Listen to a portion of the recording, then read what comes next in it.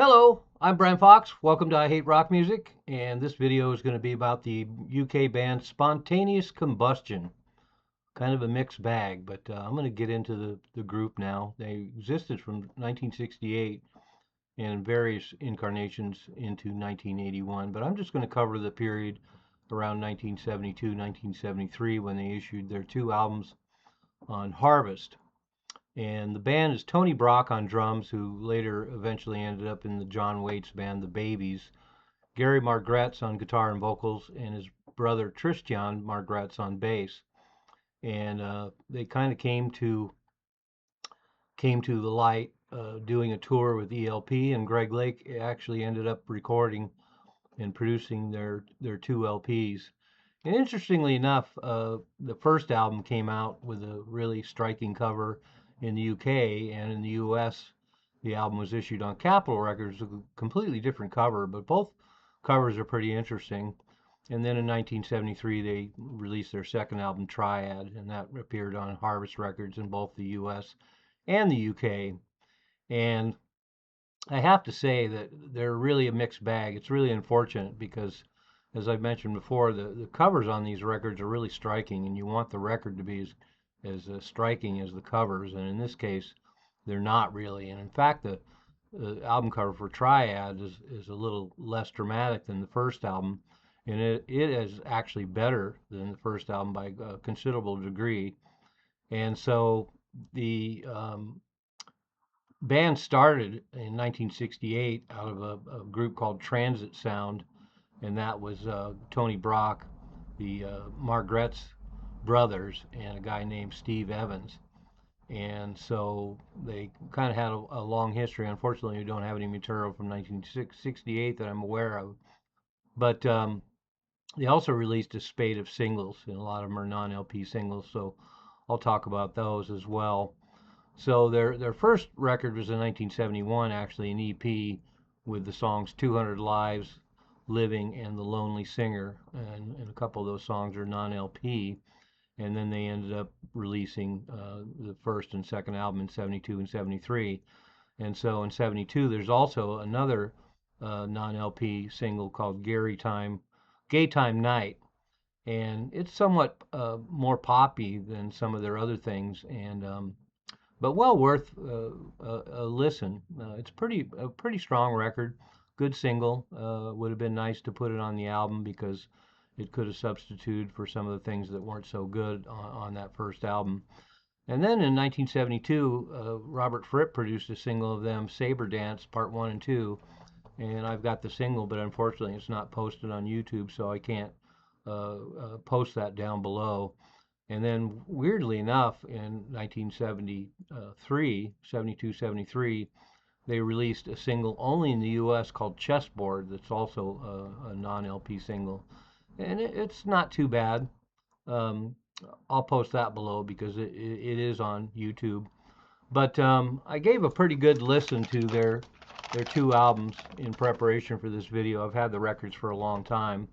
I didn't get I got the first album actually in cutouts in about 1974, and wanted it to be better than it was because it has such a great cover. And then I ended up getting Triad probably about 1978, and that one I just got in a used record store, and significantly better record. But so you get to the first album, and there's some pretty tasty guitar work here and there. There's interesting use of the VS3 synthesizer, and there's some piano work, but um, opening song Speed of Light, and as I mentioned, it's got some interesting guitar runs, but the material just isn't that good. Second song is Listen to the Wind, and it's got good atmosphere, but again, it's not that good a song. Third song is Leaving. It's got some pleasant guitar, but again, a not very good song. The fourth song on the album is 200 Lives, and it really isn't a song to speak of at all.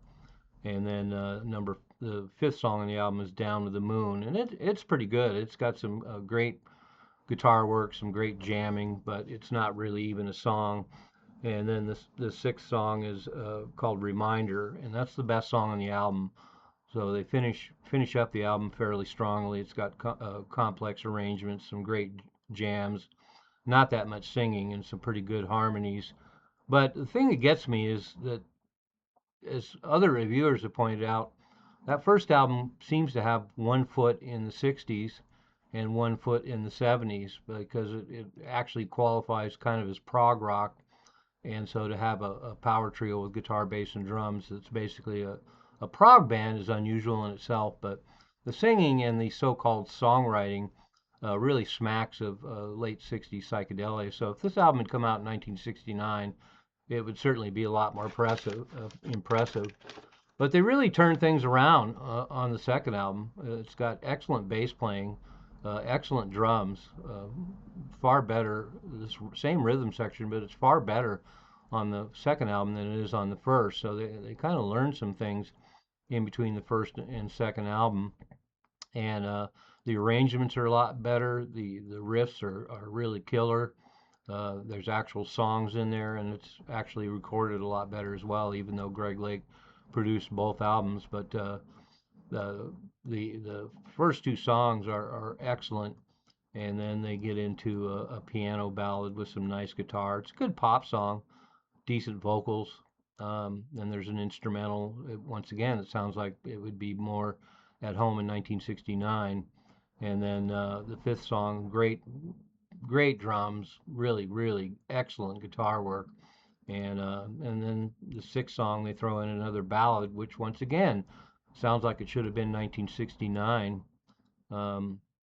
Just really strange to hear a band in the early 70s that had so much potential that actually sounds like something from the 60s. And then they get into the seventh song, which is really killer and has a really nice jazzy part. So there's some complexities to that second album. And then they finish up. The eighth song is excellent again. So as I mentioned, the second album is really the money shot. As I mentioned, just great rhythm section. The guitar riffs are great. The lead is far superior to the first album. There's some actual songs, but once again, it's strange to hear the second record with everything going for it, except for these vocals that kind of place it more in the late 60s psychedelia. So a really strange band. I wish they were much better consistently through both albums, because as I mentioned, having these in your collection, they have pretty interesting covers. They're on Harvest, and you have one album that's really pretty mediocre, and then the second album, which was really great with some reservations. But as a record collector, as everyone knows, of course, the first album has got a killer cover, so it looks really great in your collection, even though you may not pull it out and listen to it. I've seen other reviewers talk about that first album and talk about whatever strengths it has, but I just don't hear it. And as my regular viewers know, I'm pretty forgiving and pretty open-minded with a lot of groups. Maybe they don't have the best songs or the best singing or the best riffs or anything, but I can find some constructive things to say and get some enjoyment out of it. But in this case, I really have a hard time with that first album, and really sad to say. But the second album makes it well worth it. And of course, as a record collector, you're going to have both albums. It's just the way us collectors work. We're completists. So I probably will never really listen to that first album again. I've listened to it quite a few times over the last 50 years, and I still can't glean that much of value out of that first album. But as I mentioned, the second album makes it all worthwhile. So as usual, I'll post both albums below, and I'll post 3 of the non-LP singles, and unfortunately, Saber Dance won't be amongst them. So one of those rare occasions where I really can't recommend the first album really at all, unless you're a completist and you want to have these cool covers in your collection. But that second album is something I've listened to over and over again over the years, and it's a pretty solid record. And the things that are great on it are really great, and the things that are wrong with it are distracting and disappointing. But all in all, the second album is pretty killer. So anyway, there you have it.